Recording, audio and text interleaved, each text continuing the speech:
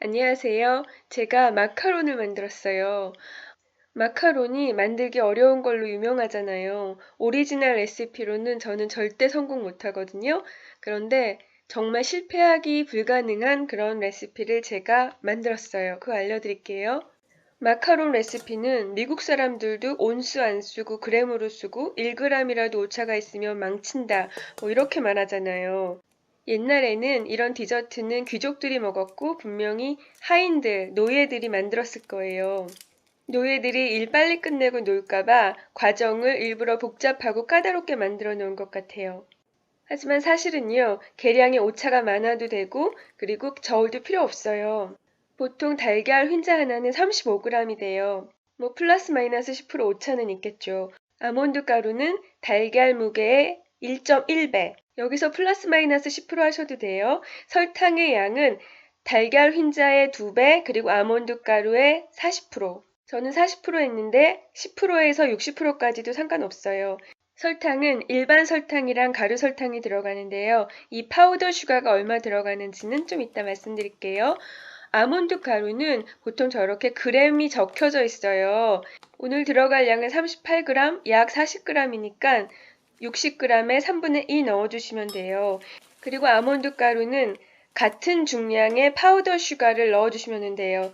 파우더 슈거를 4분의 1컵에 꽉꽉 담아서 넣으시면요. 약 39g 정도가 나와요. 1, 2g 차이 같은 거는 무시하셔도 돼요. 얘네들을 잘 섞어주시고요. 그리고 여기에다가 저는 코코아 가루를 티스푼 하나를 넣어줬어요. 그리고 얘네들은 체에 쳐주셔야 돼요.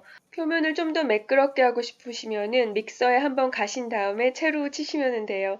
밀가루는 채칠 필요 없지만 이렇게 기름기 많고 당분이 많은 거는 반드시 채를 쳐주셔야지 돼요. 그리고 채치다 보면 아몬드 가루가 저만큼 남거든요.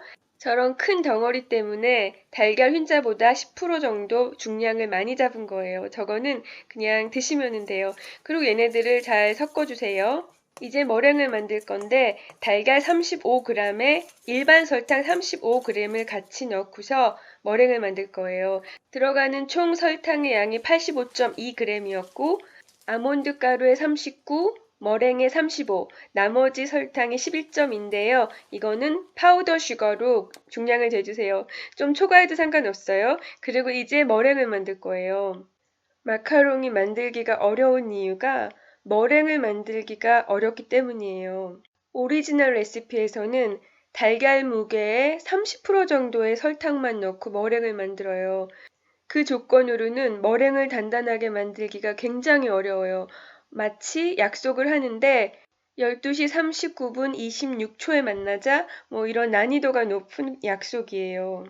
이거를 오늘 아무 때나 만나자 이렇게 바꿔버리는 게 제 레시피예요. 달걀에 어느 정도 이제 거품이 올라올 때 일반 설탕 35g을 조금씩 나눠가면서 머랭을 쳐주세요. 머랭 치는 시간은 처음부터 끝까지 10분은 잡으셔야지 돼요. 베이킹할 때 소금은 반드시 조금씩 넣거든요. 그런데 마카롱에는 소금 넣지 마세요. 머랭을 만들 때 설탕의 양이 달걀보다 적으면요. 머랭이 잘 안 올라와요. 그리고 볼륨이 잘 올라왔다 하더라도 그 상태에서 조금만 더 쳐버리면은 오버비트가 돼요. 오버비트 된 머랭으로 마카롱을 만들면은 위가 갈라지고 실패하게 돼 있어요. 그러니까 오리지널 레시피로 머랭을 만들 때 언더비트 하거나 오버비트 할 가능성이 95% 정도에 해당해요. 그러니까 저 같은 사람이 오리지널 레시피로 마카롱 만들면은 절대 성공할 수가 없어요. 이렇게 까다롭다 보니까 요즘은 많은 레시피들이 오리지널 레시피를 좀 수정해서 설탕이랑 달걀 흰자 양을 같게 해서 머랭을 만들어요. 그렇게 성공 확률을 높였지만 저 같은 사람은 그럼에도 불구하고 실패하거든요. 머랭 만드는 거 자체도 쉽지는 않은데요. 마카롱은 정말 적은 양의 달걀로 만들거든요. 적은 양의 달걀로 만드는 머랭이 훨씬 더 어려워요. 그래서 저는 아까 계량해 두었던 파우더 슈거를 여기다가 넣을 거예요. 지금 머랭은 거의 완성 단계예요. 머랭 끝이 구부러지지 않고 꼿꼿하게 서 있으면은 스티피크인데요. 거기까지 오늘 가야 되는데 얼마 안 남은 것 같아요. 이 시점에서 파우더 슈거를 넣어주세요. 근데 파우더 슈거는 항상 체에 쳐서 넣어주세요. 체에 안 치니까 좀 덩어리가 졌어요. 그리고 한 1분에서 2분 정도 힘차게 머랭을 쳐주세요. 파우더 슈거에는 옥수수 전분이 들어있어요. 약간의 옥수수 전분이 들어가 있는 상태에서 머랭을 치면은 머랭이 굉장히 단단하고 전분이 수분을 흡수해서 물기가 일반 머랭보다 훨씬 적게 돼요. 그런데 파우더 슈거를 너무 일찍 넣으면은요, 머랭의 볼륨이 안 늘어나요. 머랭의 볼륨은 일반 설탕의 결정체가 달걀 흰자에 상처를 내가지고 만들어주는 거거든요. 그리고 전분이 들어간 다음에 너무 오랫동안 휘핑을 하면은 질겨질 수가 있어요. 그러니까 마지막 단계에서 넣어주시고 같이 휘핑해 주시면 돼요. 그리고 아까 준비해 두었던 아몬드 가루 혼합물을 넣고서 섞어 주시면 돼요. 지금 제 머랭은요, 물에다가 넣어도 안 풀어질 정도로 단단해요. 그렇기 때문에 지금 아몬드 가루랑 섞는 과정에서는 아무런 테크니크 없이 그냥 막 섞으셔도 돼요. 그냥 비빈다고 생각하시면 돼요. 부풀어 오른 머랭을 아몬드 가루를 넣고서 거품을 꺼트려주는 과정이에요. 아몬드에는 단백질도 많고 지방도 많아요. 그래서 밀가루 대신해서 이 과자를 굳혀주게 되고요. 그리고 이 지방이 머랭을 꺼트려줘요. 거품을 꺼트려주지 않으면 그냥 머랭 쿠키랑 똑같겠죠. 그런데 왜 다른 견과류 가루 아니고 아몬드 가루를 쓰냐면 아몬드가 견과류 중에서 제일 기름기가 적기 때문이에요. 아몬드 가루를 같은 무게의 슈가 파우더랑 섞어서 머랭이랑 섞는 이유는요. 아무래도 기름기가 많은 애다 보니까 얘만 혼자 따로 놀면은 그 부분의 머랭이 확 꺼져서 물이 될 수가 있어요. 그래서 슈가 파우더를 꼼꼼하게 코팅을 한 다음에 머랭이랑 섞어주는 거예요. 오리지널 레시피에서는 이때 50번만 쳐주라고 하거든요. 그런데 제가 세보지는 않았지만 정말 수백 번을 쳤는데도 금방 꺼지지가 않아요. 계속 저렇게 큰 거품을 꺼트려 가면서 해주다 보면은 어느 정도 찰기가 생기거든요.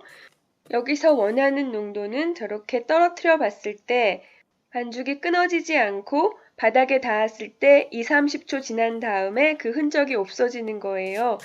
그런데 그거는 짤주머니로 짤 때 가장 이상적인 농도고요. 그거보다는 좀 단단한 상태에서 반죽을 멈춰주시는 게 좋아요. 짤주머니로 담는 과정에서도 농도는 점점 묽어지거든요. 제가 지금 아주 오랫동안 반죽을 치대고 있지만 아직 꺼지지가 않아요. 그리고 육안으로도 아직은 준비가 덜 됐지만 저는 그냥 지금 해보기로 했어요. 당연히 실패하겠지 그런 생각으로 했거든요. 근데 실패하지 않았어요. 어, 만약에 제 레시피를 따라서 하신다면은 지금 제 상태에서 한 2, 3분 정도 계속 쳐대신 다음에 짤주머니에 담으셔도 여전히 성공하실 것 같아요. 머랭을 단단하게 치면은 절대로 실패할 수가 없어요. 이제 트레이 위에다가 놓고서 짜야 되는데요. 지금 제 트레이 보셨나요? 뒤집었어요. 마카롱 구우려면은 오븐도 좋은 거 야지 되고 그리고 오븐에 온도계도 있어야 된다 그러잖아요. 아니에요. 필요 없어요. 그냥 트레이 뒤집어서 하시면 돼요. 그리고 지금 짜고 있는데 태어나서 마카롱 처음 짜보는데 잘하는 것 같아요. 그런데 굉장히 키세스 분위기잖아요. 지금 제 반죽의 농도가 아직도 너무 단단해요. 좀 더 묽게 하고 싶으시면은 짤주머니를 주물러 주세요. 그러면은 반죽이 좀 더 묽어질 거예요. 근데 저는 그러지 않고 그냥 이쑤시개랑 손가락 끝에다 물 살짝 묻혀가지고 반죽 눌러줬어요. 그리고 이 상태로 1시간 동안 말려주시면 돼요. 이쑤시개보다는 손에 물 살짝 묻혀가지고 눌렀더니 훨씬 더 모양이 자연스럽더라고요. 그리고 1시간이 지났어요. 눌러봤더니 아무것도 묻어 나오지 않았거든요. 이제 오븐에 넣고 구워주시면 돼요. 사이드에 있는 프레임 모양, 그게 생기는 원리가요. 달걀찜이나 수플레랑 같아요. 스팀이 아래에서 위로 올라가면서 과자를 부풀리는데요. 원래는 달걀찜처럼 위로 올라가야 되는데 위가 딱딱하게 굳다 보니까 사이드로 빠져나가면서 저런 프릴 모양의 발이 생긴 거예요. 저는 그 프릴이 길었으면 좋겠어요. 그래서 160도였던 오븐을 140도로 낮췄어요. 처음에는 높은 온도로 시작하셔야지 돼요. 그런데 프릴을 길게 만들고 싶으시면은 스팀이 천천히 올라가야 되거든요. 그러니까 프릴이 생기기 시작할 때 온도를 낮춰주시면은 저처럼 저렇게 프릴이 길게 나와요. 그게 싫으시면은 그냥 온도는 150도나 160도에 놔두시면 돼요.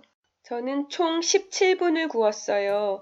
그랬더니 이렇게 나왔고요. 이제는 완전히 식히시면 돼요. 마카롱은 겉은 바삭하고 안은 좀 덜 바삭한 정말 머랭이랑 비슷한 식감이에요.